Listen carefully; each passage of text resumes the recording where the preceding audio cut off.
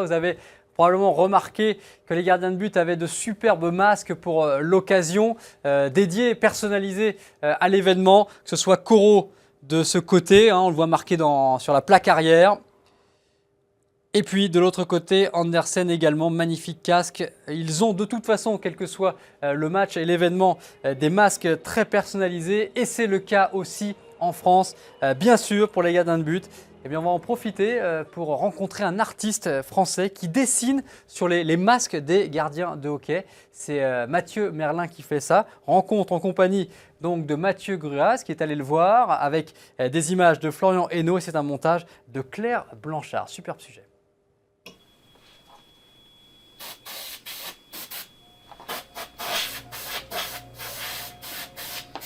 Les yeux rivés sur le masque, le geste est fluide, précis. Sous le regard bienveillant de ses figurines, Mathieu Merlin laisse sa créativité s'exprimer sur des masques de hockey. Depuis 1959 et le premier masque porté lors d'un match officiel par Jacques Plante, les casques de gardiens ont bien évolué. Ce qui est difficile à croire maintenant, c'est que le casque n'avait pas de mousse à l'intérieur. Donc le gardien, lui, portait son casque à même son visage. Donc je vous laisse imaginer l'impact qu'il se prenait quand il prenait un shoot dans la tête, ça devait être assez sympa. Et ensuite, à partir des années 80, il y a les premiers casques finalement look hybride qui ont commencé à sortir. Ancien gardien amateur, ce titulaire d'un CAP carrosserie souhaitait allier sa formation à sa passion. Avec plus d'une trentaine de masques peints en un an, le travail ne manque pas mais reste insuffisant pour en vivre. Dans son local de 20 mètres carrés à Grigny, en région parisienne, ce peintre aéronautique répond aux demandes des portiers français ou encore suisses. Après avoir maquetté le projet avec les gardiens, poncé le masque et peint ce dernier, place à la dernière étape, le vernissage.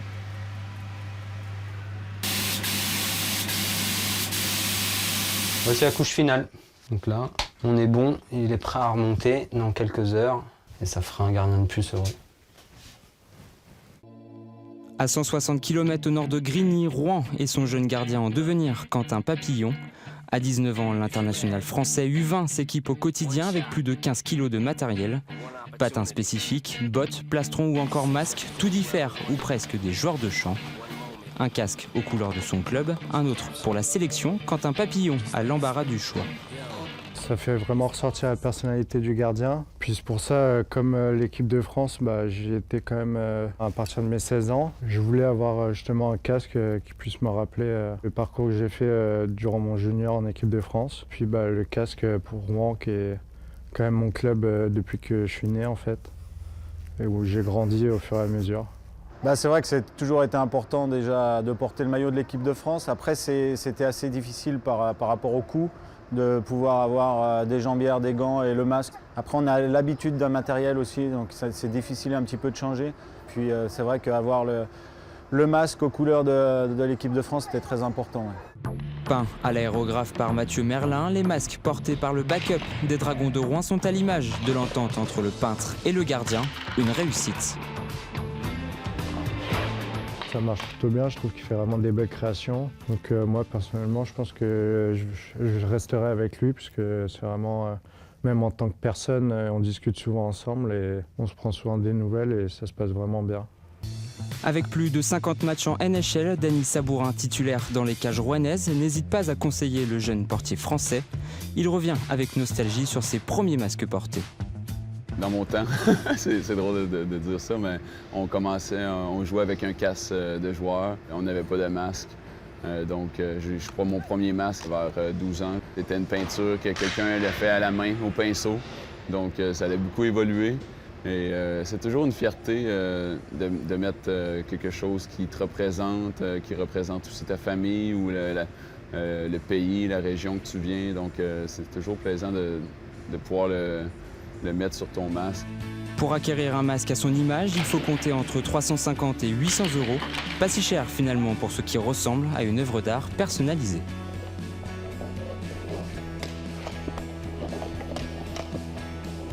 Retour, good, parfait. Bravo à Mathieu Gruaz pour ce sujet et merci à Mathieu Merlin d'avoir ouvert les portes de son atelier et dit que vous avez été gardien de l'équipe de France, vous avez joué aux États-Unis, au Canada, en France évidemment et vous avez une ribambelle de masques. Vous nous avez ramené un souvenir de l'un de vos masques. Alors, celui-là, il date de quelle époque? Celui-là date de mes années universitaires, donc à SHU, Sacred Heart University, qui était l'université pour laquelle j'évoluais. Voilà, donc il représente un petit peu tous les traits de ma vie ou les petites particularités. C'est vous qui aviez choisi les dessins? Oui, on commandé. travaille à l'image de ce Ouais. reportage, on travaille avec un peintre, on lui dit un petit peu les grandes directions. Alors j'imagine qu'il y a des gardiens qui sont plus directifs que d'autres, Ouais. qui savent exactement ce qu'ils veulent, d'autres qui ont une vision un peu globale de la chose. Moi, je voulais une bête féroce qui jaillisse qui perce finalement un bouclier métallique. C'est pour ça que le loup explose Ouais, vous pouvez le tourner un petit peu vers la caméra, voilà. et semble déchirer un petit peu la coque métallique du masque. Je voulais évidemment que le nom de mon université apparaisse. Ouais. Je voulais que mon surnom apparaisse sur le côté, puisque c'est le surnom qu'on m'avait donné aux États-Unis et que c'est le premier surnom que j'avais. Donc Ferry, et ça s'est transformé en Fury. Et évidemment, je souhaitais qu'il y ait un drapeau de la France qui apparaisse aussi, parce qu'à l'étranger, on est très fiers de représenter ces couleurs. Donc voilà, après, il y a d'autres petits détails qui restent d'ordre personnel et que chaque gardien a. J'ai vu que M. Papillon avait 2 petits cœurs derrière. J'imagine Oui, qu'on peut deviner ce qui s'y passe. Voilà, moi j'ai mon numéro derrière, une petite étoile qui symbolise quelque chose pour moi. Et voilà, et donc c'est vraiment quelque chose qui nous suit. Donc c'est une œuvre d'art, mais c'est surtout une représentation de soi-même et dans lequel on a l'impression de mettre un petit peu tout ce qui nous est cher et qu'on porte avec nous sur la glace. Montre-moi ton casque, ton masque, je te dirais qui tu es. Oui, mais il faudra souvent il faut qu'on le dise parce qu'il y a plein de clés qui sont un peu cachées et que c'est personnel visuellement, aussi. Voilà, d'extérieur, on ne peut pas forcément capter. Mais c'est vrai que la tendance à ces masques-là, on voit que même en France maintenant, on a plusieurs masques. Bientôt, j'imagine qu'on aura des masques en France aussi pour les événements particuliers type Winter Game, etc. Ce qui se fait évidemment maintenant de façon continuelle en Amérique du Nord. Et c'est vraiment devenu un outil sur lequel on peut s'exprimer de façon ponctuelle ou sur la durée d'une saison, voilà, de toute forme. Donc c'est une excellente chose parce que c'est vraiment un domaine d'appartenance aux gardiens, en plus d'être un élément indispensable de l'accoutrement. Et c'est superbe, effectivement. Et c'est un designer qui dessine aussi pour des gardiens de NHL, qui vous l'avez fait à l'époque. Alors moi, c'est un Québécois, effectivement. Il n'y avait pas de Venom à l'époque, je pense. On n'avait pas d'artiste en France qui était dédié à ça, parce que, comme dirait Danny Sabourin à mon époque, voilà, c'était comme C'est ça. un peu ça. Et moi, je travaillais à l'époque donc, avec Griff Original, qui est un artiste canadien, québécois, et qui travaille beaucoup avec Marc-André Fleury, et qui fera notamment le masque qu'on verra sur la tête de Crawford demain, qui fait tous les masques de Crawford notamment. Donc voilà, un artiste qui est depuis, à l'époque, c'était un peu ses débuts, il était déjà confirmé, mais au début, voilà, maintenant c'est vraiment l'artiste incontournable quasiment de ce type de... Vous l'avez lancé, quoi. Je pense que c'est grâce à moi, Voilà. d'ailleurs, il me reverse 5% de tout ce qu'il fait aujourd'hui. Oui, ça serait pas mal. Non, j'ai eu la chance d'être dans le bon wagon et voilà, et moi j'étais toujours très satisfait de mes masques et le rendu et la finition. Là, il a beaucoup vécu, mais il est encore très beau. Non, voilà, à l'épreuve du temps, c'est de la grande qualité, la peinture était toujours irréprochable. En tout cas, Les masques, alors pour des gardiens de but, évidemment, de hockey en priorité, mais pas que.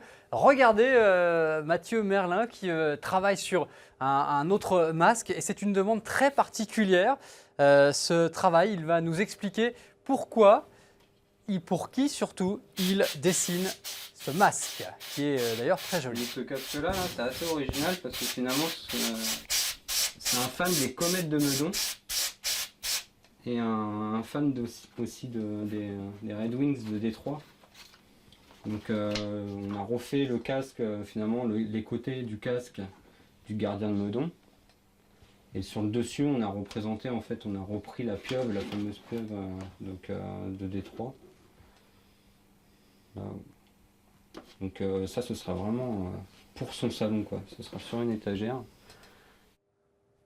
Voilà, un trophée pour la cheminée. Oui, et puis apparemment, il y a des fans de Meudon Meudon qui sont aussi fans des Red Wings. Et voilà, c'est génial, c'est des belles histoires et c'est les limites qu'il n'y en a pas d'ailleurs de la personnalisation.